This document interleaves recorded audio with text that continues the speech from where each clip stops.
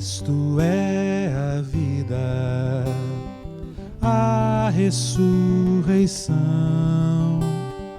Quem nele crê não morre não, quem nele crê não morre não. Onde está, ó morte, o seu aguilhão? Quem nele crê não morre não, quem nele crê não morre não. Cristo é água viva, é da vida o pão. Quem nele crê não morre não, quem nele crê não morre não. Acha vida, a morte tem em sua mão. Quem nele crê não morre não, quem nele crê não morre não. Cristo é a vida, a ressurreição. Quem nele crê não morre não, quem nele crê não morre não. Acha vida, a morte tem em sua mão.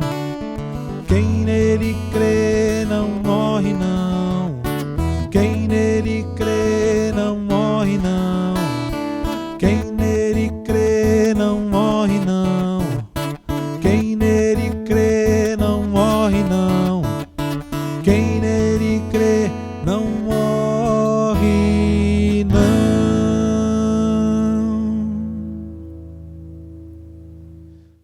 Olá, seja bem-vindo à EBAC, a Escola Bíblica de Aperfeiçoamento Cristão.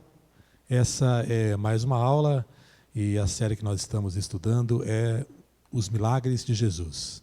Essas aulas elas são completas em si mesmas, mas você pode acompanhar toda a série também. Se você acompanhar toda a série, vai gerar um conteúdo até maior, para a sua vida, para a sua vida espiritual, para você que quer saber mais acerca das coisas relativas à Palavra de Deus, e mais especialmente nessa série sobre Jesus mesmo e seus milagres.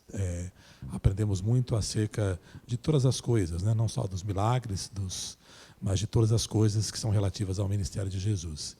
E hoje nós vamos meditar, aprender, refletir no milagre conhecido como a cura do filho da viúva de Naim. E essa história está relatada em Lucas, no capítulo 7, nos versos de 11 a 17. Eu quero que você acompanhe a leitura que vai ser feita aqui. Em dia subsequente, dirigia-se Jesus a uma cidade chamada Naim, e iam com ele os seus discípulos e numerosa multidão. Como se aproximasse da porta da cidade, eis que saía o enterro do filho único de uma viúva, e grande multidão da cidade ia com ela. Vendo-a, o Senhor se compadeceu dela e lhe disse: Não chores. Chegando-se, tocou o esquife e, parando os que o conduziam, disse: Jovem, eu te mando, levanta-te. Sentou-se o que estivera morto e passou a falar. E Jesus o restituiu à sua mãe. Todos ficaram possuídos de temor e glorificavam a Deus, dizendo: Grande profeta se levantou entre nós, e Deus visitou o seu povo. Esta notícia a respeito dele divulgou-se por toda a Judéia e por toda a circunvizinhança. Então nós estamos situando aí, mais um episódio de um milagre de Jesus, e ele aconteceu logo depois que Jesus curou o servo do centurião. Então, para você situar, foi nessa sequência.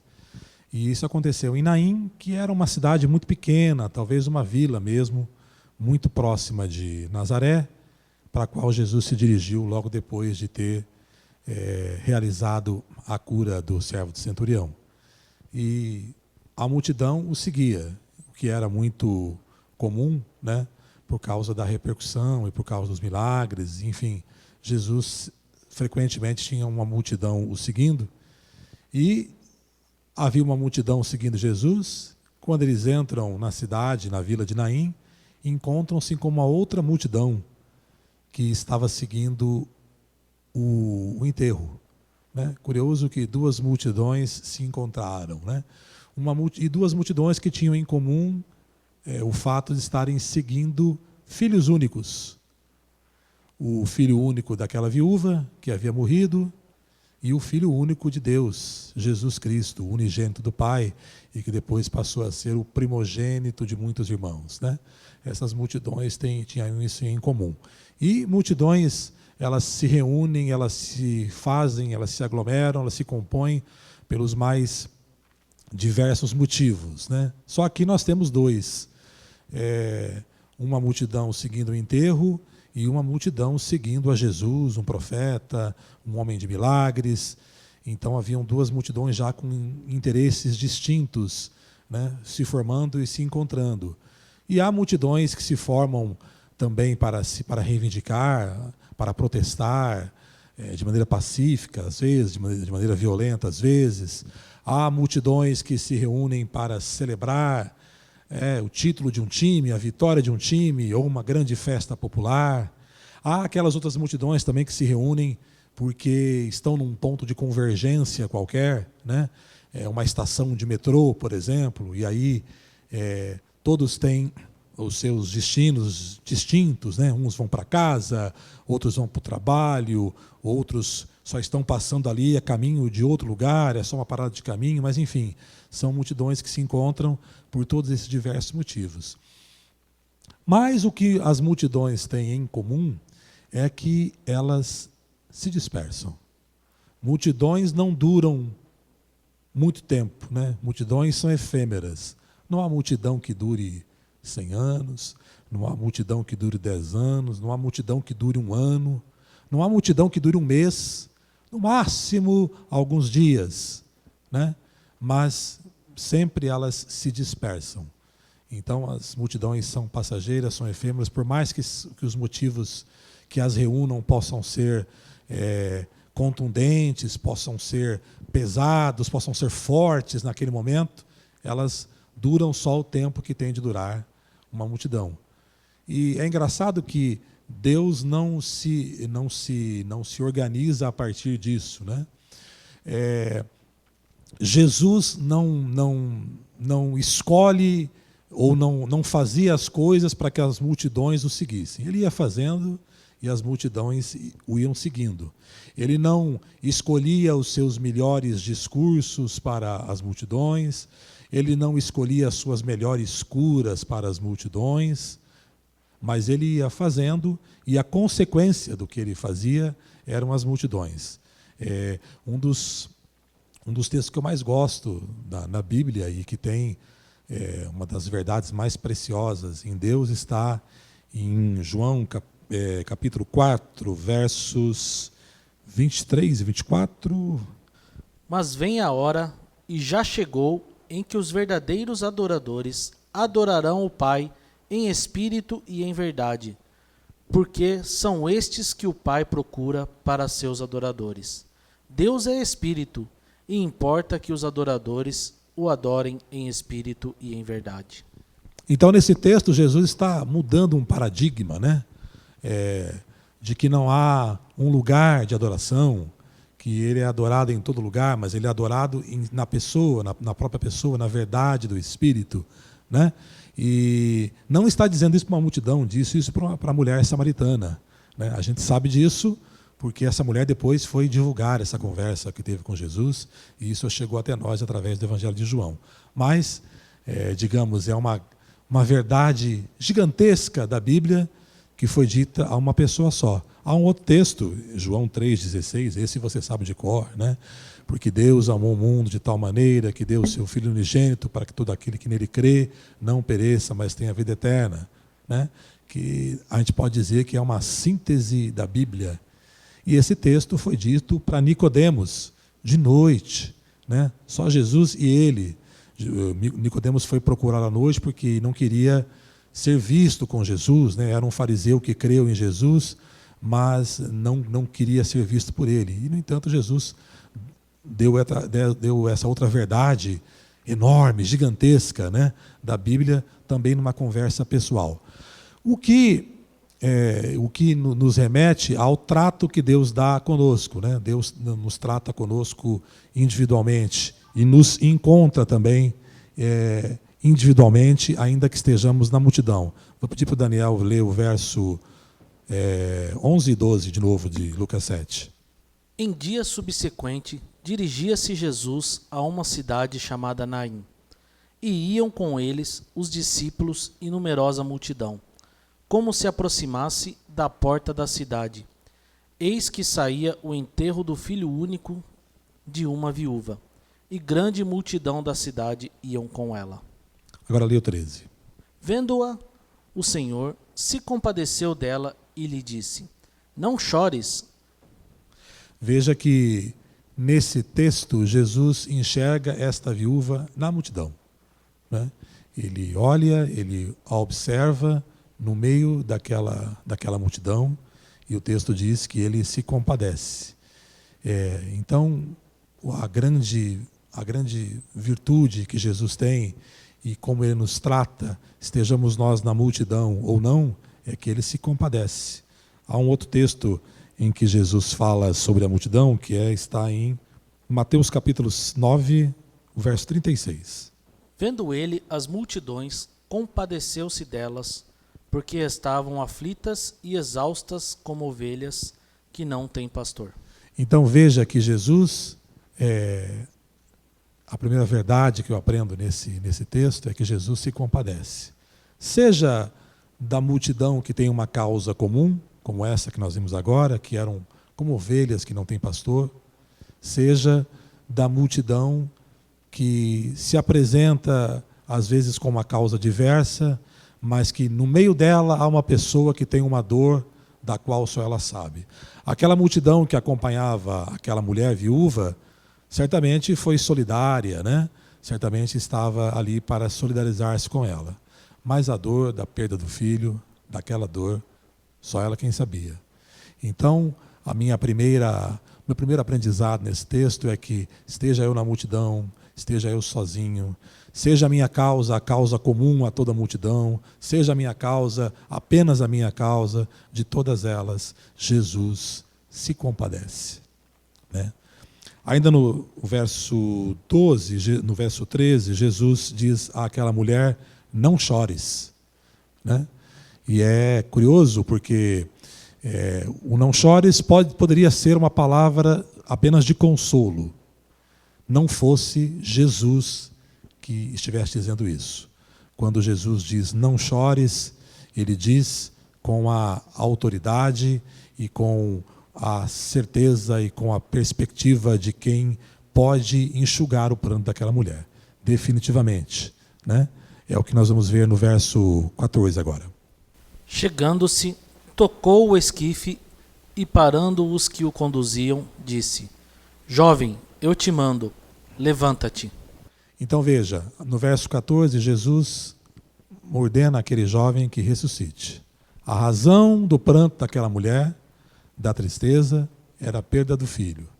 Quando Jesus diz não chores, ele diz com a autoridade de quem pode ressuscitar. A autoridade que ele tem sobre todas as coisas. Nós vamos ver algumas coisas sobre as quais Jesus tem autoridade. Lucas 7, verso 8.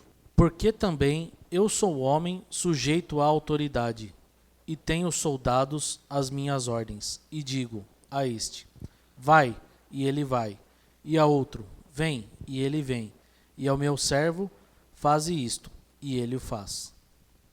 Então, só para contextualizar você, esse texto é o milagre anterior ao qual nós nos referimos logo no começo da aula, né? A cura do servo do centurião.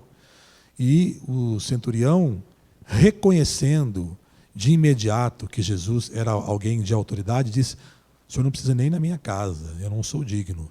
Eu sei que o Senhor tem autoridade porque eu sei o que é autoridade, porque eu tenho homens sob as minhas ordens, as quais eu ordeno, e eles vêm e vão. E eu sei que o Senhor tem essa autoridade sobre essa enfermidade do meu servo. Então, se o Senhor disser daí mesmo, de onde o Senhor está, vá para aquela enfermidade, ela vai. Então, Jesus tem autoridade sobre as enfermidades. Marcos 4:39. E ele, despertando, repreendeu o vento e disse ao mar: Acalma-te, emudece. O vento se aquietou e fez-se grande bonança. Então, é aquele milagre em que Jesus para a tempestade, né? Enquanto os discípulos atravessam o lago da Galileia. Então, Jesus mostra aí a sua autoridade sobre as forças da natureza, né? Jesus demonstra que tem autoridade sobre as forças da natureza. Agora, Mateus 9:6. Ora, para que saibais que o Filho do Homem tem sobre a terra autoridade para perdoar pecados. Disse então ao paralítico: Levanta-te, toma o teu leito e vai para a tua casa. Esta circunstância é a cura daquele homem que era paralítico e que os amigos o levaram numa cama, destelharam o lugar onde Jesus estava pregando, né? E o levaram até Jesus. E ele diz: os seus pecados são perdoados. E como ele sabia do coração dos fariseus, do murmúrio que eles estavam dizendo, quem é este que pode perdoar pecados? Né? Jesus diz assim: eu não só posso perdoar pecados, como eu vou perdoá-los e também vou curá-lo. Então Jesus tem autoridade também para perdoar pecados. Mais uma demonstração de autoridade de Jesus, Marcos 1:27. Todos se admiraram a ponto de perguntarem entre si: que vem a ser isto? Uma nova doutrina? Com autoridade ele ordena aos espíritos imundos e eles lhe obedecem. Então, mais uma demonstração de autoridade de Jesus aí, né? Autoridade sobre os demônios, né? Jesus também tem autoridade sobre os demônios. Eles os repreendem e os demônios vão embora. E todas essas autoridades, ou toda essa autoridade, porque na verdade é uma autoridade só, né? Nós estamos discorrendo sobre elas aqui, mas Jesus tem autoridade sobre tudo.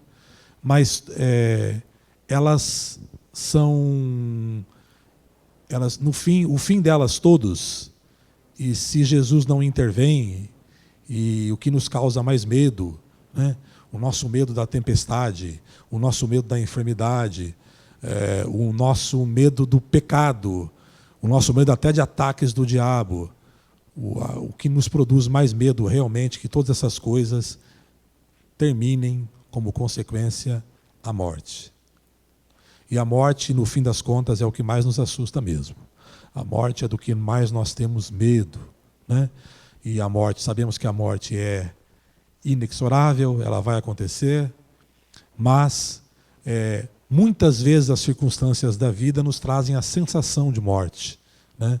E esse medo, essa incerteza, e principalmente a incerteza da eternidade, a incerteza do que será de nós depois da morte, é que nos causa mais medo. E Jesus se estabelece aqui nesse processo, quando ressuscita o filho da viúva, ele está determinando impondo e demonstrando a sua autoridade sobre essa coisa que que é muito poderosa e sobre a qual nós todos passamos, que é a morte. Não só a morte física, né? Porque quando ele ressuscita o filho da viúva de Naim, ele diz que a morte física não pode vencer, mas ele começa a dizer já sobre a vida eterna. Ele tem poder não só de ressuscitar-nos aqui, como ressuscitar-nos para a vida eterna em Deus. João 11, 25 e 26. Disse-lhe Jesus: Eu sou a ressurreição e a vida. Quem crê em mim, ainda que morra, viverá. E todo o que vive e crê em mim, não morrerá eternamente. Crês isto? Então veja, nesse contexto é o contexto da ressurreição de Lázaro, também é um texto bastante conhecido, né?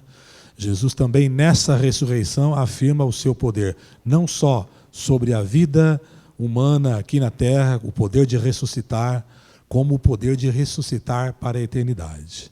Então, essa autoridade, esse poder que ele tem sobre todas as coisas, é para isso que esse milagre aponta. Se você não soubesse de qualquer outro milagre de Jesus, né, e ficasse sabendo desse, você saberia talvez do principal autoridade que ele tem, que é a autoridade sobre a vida e sobre a morte. Então, se a sua circunstância for algo que pareceria irreversível, às vezes tão irreversível quanto a morte, saiba que até sobre isso Jesus tem autoridade, e é isso que ele demonstra quando ressuscita o filho da viúva. Agora vamos para o verso 15 de Lucas 7. Sentou-se o que estivera morto e passou a falar, e Jesus o restituiu à sua mãe. Então veja, nós dizíamos que essa mulher havia perdido seu filho, e embora houvesse essa multidão acompanhando o cortejo, multidão solidária provavelmente, mas dessa dor só ela que sabia. Não só da dor de perder o filho, que é uma dor, né, é uma dor gigantesca, uma dor que quebra as sequências naturais da vida, né? Os filhos têm de sepultar os pais, não os pais têm de sepultar os filhos, mas por uma questão também cultural e mesmo legal, quando esse filho morre, essa mulher já viúva, ela perde todo o seu esteio de vida, porque na cultura do Oriente Médio, do tempo de Jesus, era responsabilidade primeiro do marido o cuidado com a mulher, e na falta dele o filho. E essa mulher havia perdido os dois.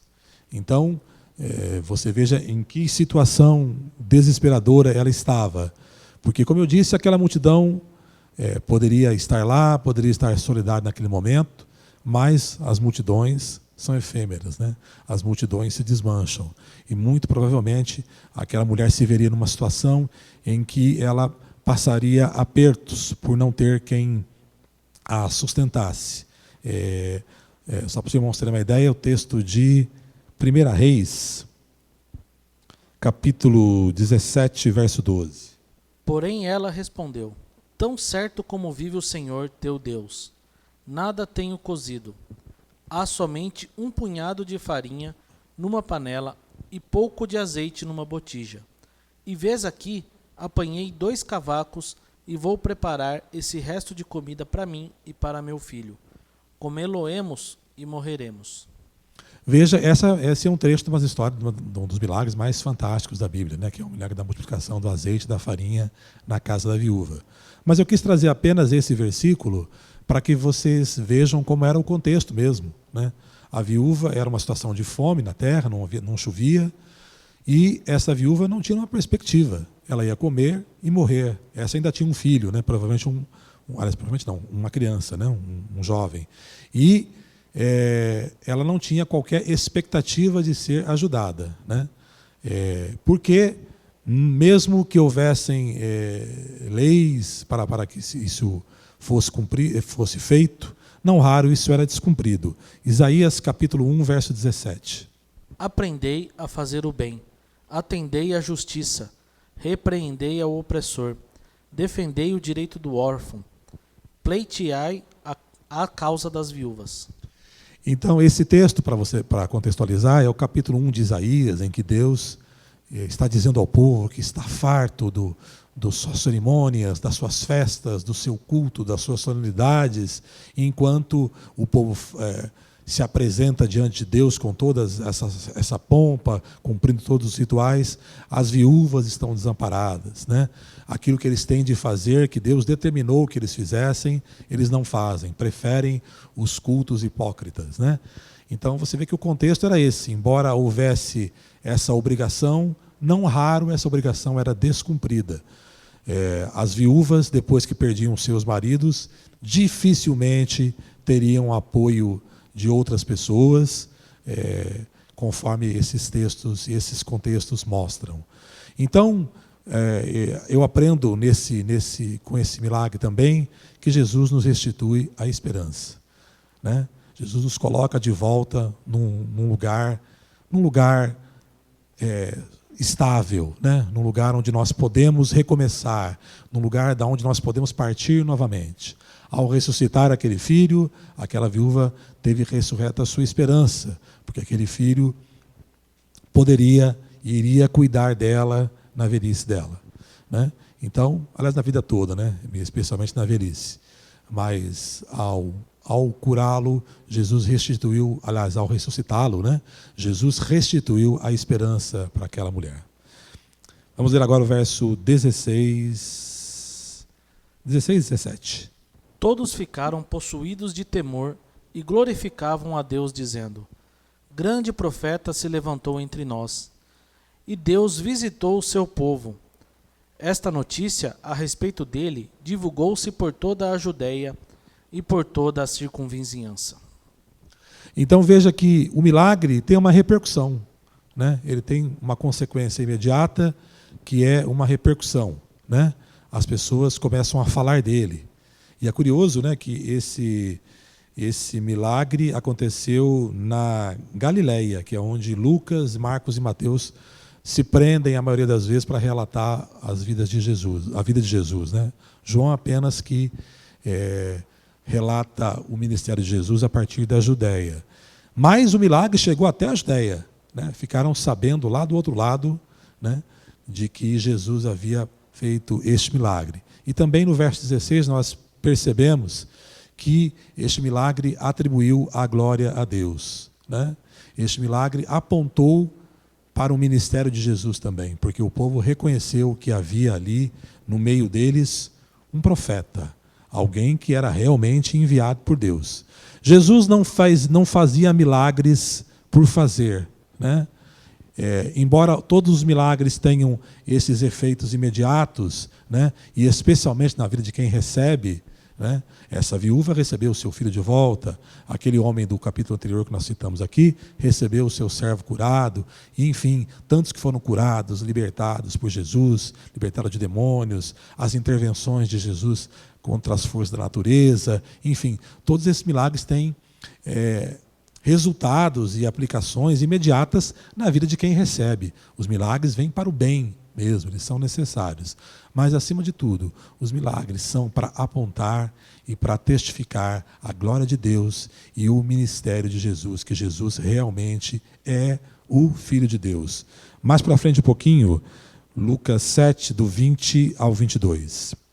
Quando os homens chegaram junto dele, disseram: João Batista enviou-nos para te perguntar: És tu que estava para vir ou esperaremos outro? Naquela mesma hora, curou Jesus muitos de moléstias e de flagelos e de espíritos malignos, e deu vista a muitos cegos. Então Jesus lhes respondeu: Ide e anunciai a João o que vistes e ouvistes. Os cegos veem, os coxos andam, os leprosos são purificados, os surdos ouvem, os mortos são ressuscitados, e aos pobres anuncia-se-lhes o Evangelho. Então veja, quando Jesus é perguntado se ele realmente é o Messias, e perguntado por João Batista, né, ou através dos discípulos dele, Jesus responde com os milagres. Olha aí, surdos, curados, cegos, ressurreições, né, libertações, e o anúncio do reino de Deus. Então, a resposta está aí, a resposta está nos atos, nas obras de Jesus. Não são as obras por si mesmas, mas são as obras que respondem e que testificam quem Jesus é e quem Deus é. Ou seja, Jesus é o Filho de Deus e Deus foi quem o enviou. Finalmente, os milagres eles servem para isso, né? E o milagre precisa, e ele glorifica mesmo a Deus na pessoa de Jesus e aponta para o seu ministério. Então, fechando, eu queria que você aprendesse isso, né? Que você guardasse esses... De certo, há muitos outros tópicos a serem abordados nesse texto, mas, resumidamente, que Jesus se compadece de você em qualquer situação, que Jesus tem autoridade sobre qualquer situação na sua vida, que Jesus pode restituir e quer restituir a esperança da sua vida, e que o milagre que Ele te fizer vai apontar para Jesus como Filho de Deus, como enviado de Deus e como Deus, como o Senhor de todas as coisas. Os milagres acontecem geralmente assim, são para este fim. E se você está buscando e tem uma necessidade, tem algo a buscar de Deus, busque mesmo nessa oração, busque em oração, busque por um milagre. Os milagres estão aí. O Deus de milagres continua os fazendo, né, nesses dias de hoje. E você pode contar com essa ação de Deus, essa ação sobrenatural, essa ação que muda todas as coisas. Milagres são para os que creem. E se você crê, Jesus está atento à sua situação, atento ao seu clamor e vai te ouvir. Muito obrigado, eu espero que você tenha sido abençoado, edificado por essa aula. Continue acompanhando-nos em toda essa série e até uma próxima oportunidade.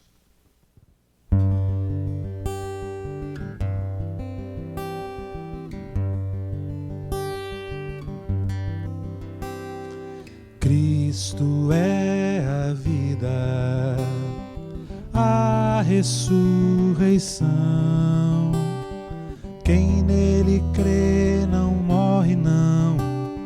Quem nele crê não morre não. Onde está, ó morte, o seu aguilhão?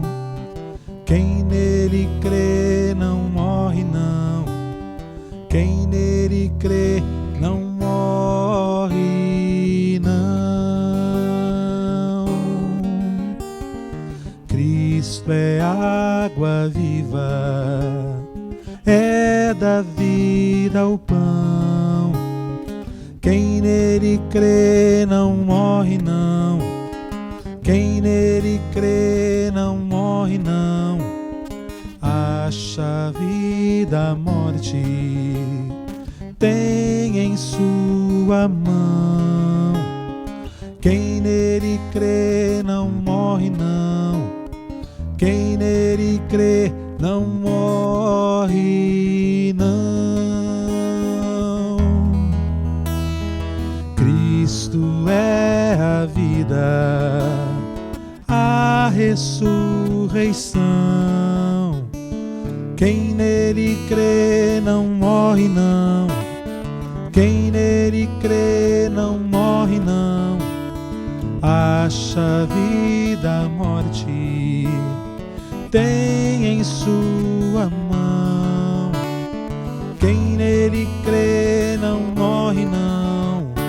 Quem nele crê não morre não. Quem nele crê não morre não. Quem nele crê não morre não. Quem